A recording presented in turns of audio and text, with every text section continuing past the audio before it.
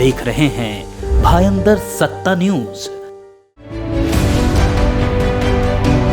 भारत महाविकास आघाड़ी के 25 ठाणे लोकसभा क्षेत्र के लोकप्रिय उम्मीदवार राजन विचारे के प्रचार हेतु कांग्रेस नेता पूर्व विधायक मुजफ्फर हुसैन की उपस्थिति में जाहिर सभा का आयोजन किया गया। यह सभा मीरा रोड के शांति नगर तथा नया नगर में रखी गई।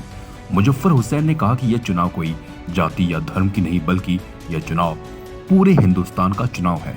आगे कहते हुए उन्होंने कहा कि आरएसएस और भाजपा ने गांधी जी की हत्या की है। आइए देखते हैं। कांग्रेस के जिला अध्यक्ष, सभी पक्ष के आजी माजी नगर सेवक, उपस्थित भाइयों बहनों और दोस्तों, ये लोकसभा के चुनाव आपके हमारे लिए नए नहीं है, मगर एक मुद्दा जो इस पूरे चुनाव में जिससे बीजेपी अभी अपना मुंह छुपाते हुए घूम रही है,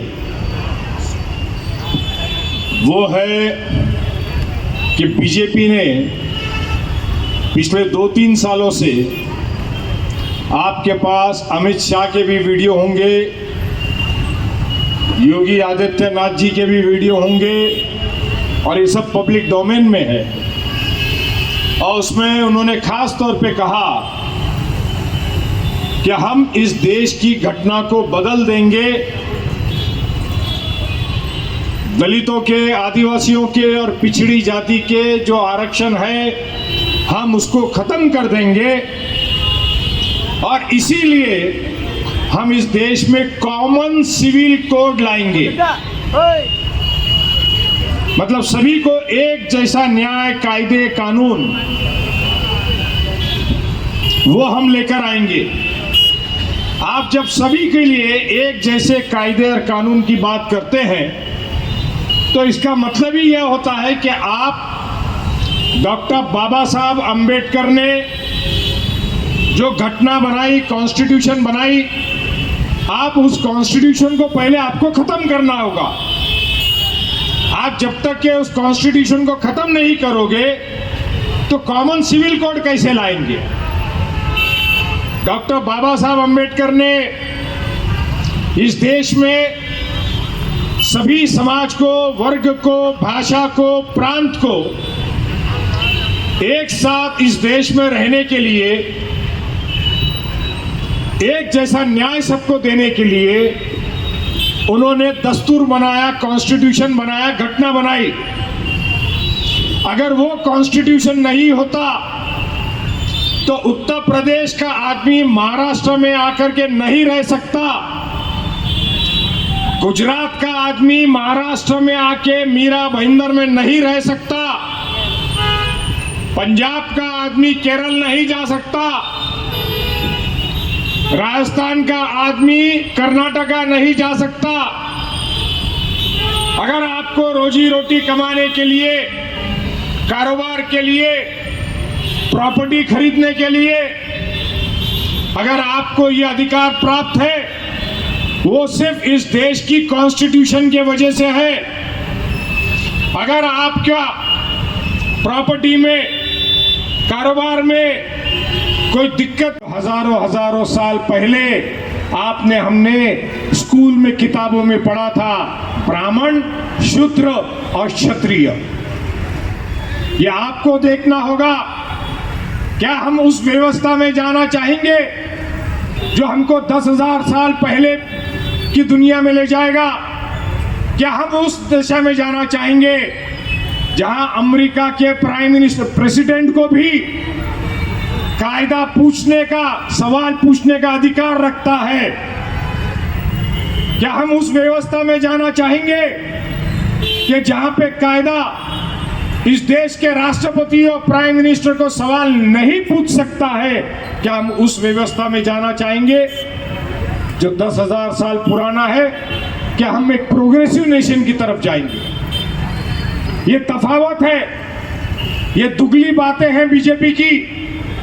जब वो कहती है कि हम हिंदुस्तान को इकोनॉमिकली तीसरे नंबर पे लेके जा रहे हैं, हम दुनिया की सब में बड़ी इकोनॉमी बन रहे हैं, 5 ट्रिलियन की इकोनॉमी बन रहे हैं हम। आज ही मैं प्राइम मिनिस्टर का भाषण कल्याण का सुन रहा था।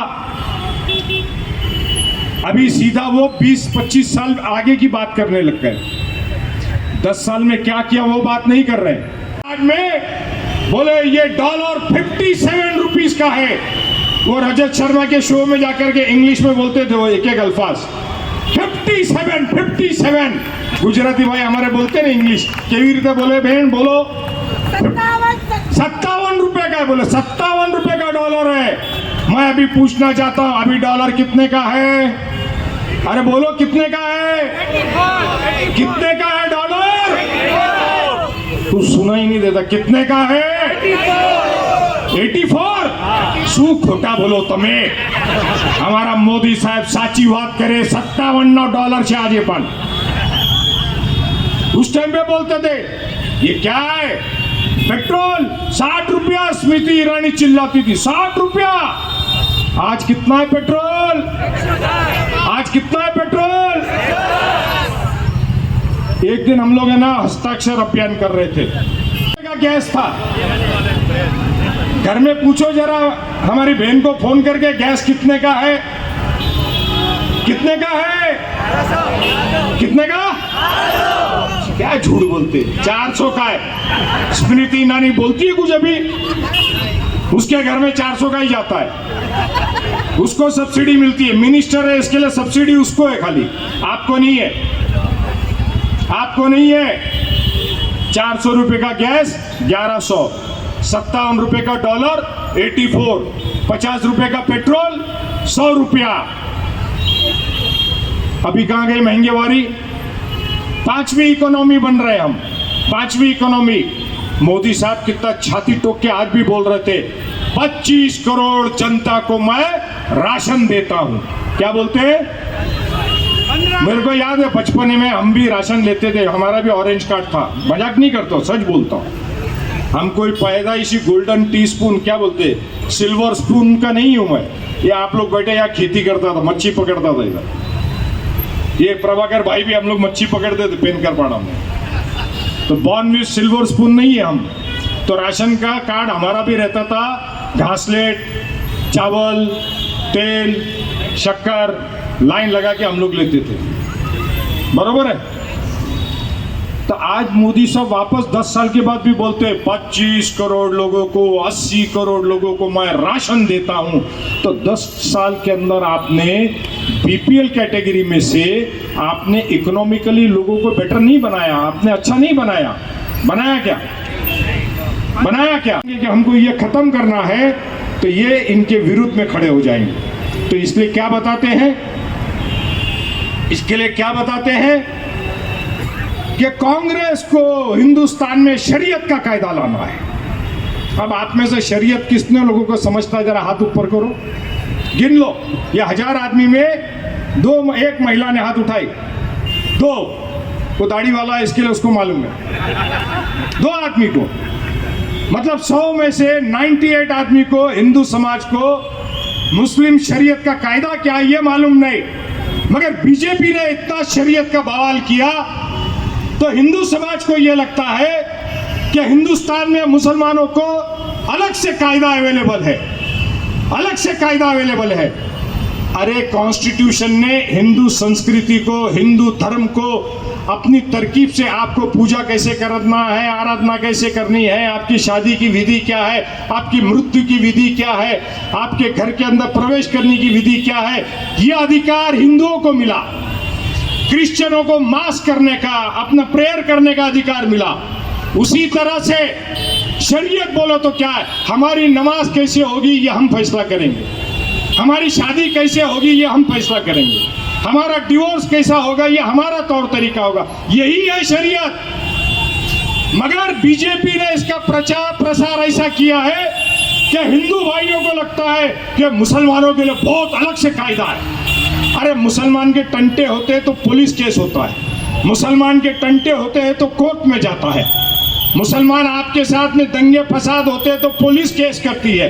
तो कोर्ट के अंदर का जो कायदा कानून है वो इस देश का कायदा कानून है। तो जो देश का कायदा कानून लागू होता है हिंदुओं को होता है, वही मुसलमान को होता है। मगर बीजेपी ने उस शरीयत के अल्फाज को हिंदू भाइयों को ऐसा बता दिया है जैसा मुसलमानों को कोई बहुत सोना चांदी की खदान दे दी। मुझे बोलते हैं कि साहब आप बीजेपी में आरएसएस में होना चाहिए था, खाली मुसलमान है इसके लिए पीछे रह गए। मुझे शर्म आती है। इस देश की घटना ने, बाबा साहब अंबेडकर ने, सरदार पटेल ने, महात्मा गांधी ने, मौलाना आजाद ने इस देश के लिए प्राण की आहुति और स्वतंत्र इसके लिए लेके दिया कि आप और हम पढ़ लिख करके भी अंगूठा छापे जाहिल है। तो मनमोहन सिंह साहब ने श्री कृष्ण बनाई और उसमें वो असेसमेंट आया। श्री कृष्ण कौन थे मालूम है आपको? चीफ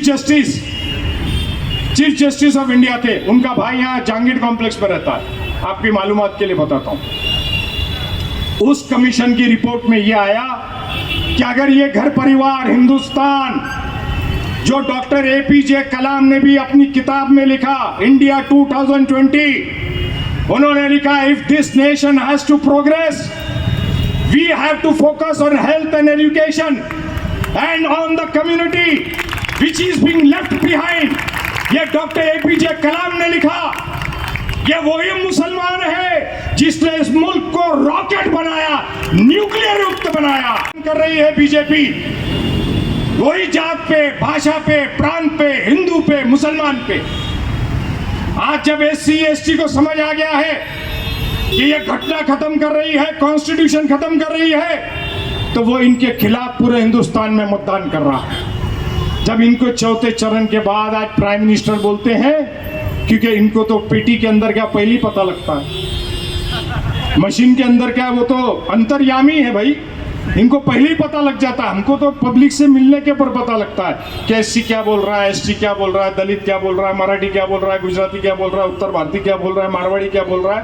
हम तो पब्लिक से बात करते हैं तब पता लगता है। मगर मोदी जी ये तो अंतर्यामी है। क्या है? क्या है? सारे ब्राह्मणों को, सभी मठाधीश को बाजू में रखा और मंदिर का उद्घाटन हुआ, शिलान्यास हुआ। बहुत अच्छा है, हिंदुस्तान का हर आदमी उस बात के लिए खुश है। मगर सारे ब्राह्मणों को बाहर रखा और अकेले जाकर के पूरा इवेंट किया। की युति और राष्ट्रवादी कांग्रेस की युति पहले भी थी शिवसेना के साथ में, और महाविकास आघाड़ी ने जितना अच्छे काम महाराष्ट्र में किए हैं मेरे ख्याल से भाजपा ने अभी तक नहीं किए होंगे। और सबसे बड़ी बात तो ये है कि मीरा भाईंदर में माननीय मुझे हुसैन साहब ने जिस तरीके से काम मीरा भाईंदर के लिए किया है वो भी भाजपा ने आज तक अभी नहीं किया है। तो हमारी कोशिश ये रहेगी राजन विचारे जी को जिताने की यहाँ से थाने जिला से, और हम सब मिलकर ज़्यादा से ज़्यादा मतदान राजन विचारे साहब के लिए करेंगे और ज़्यादा वोटों से उनको जिताएंगे। जय हिंद, जय महाराष्ट्र, जय भीम। आप देख रहे हैं भायंदर सत्ता न्यूज।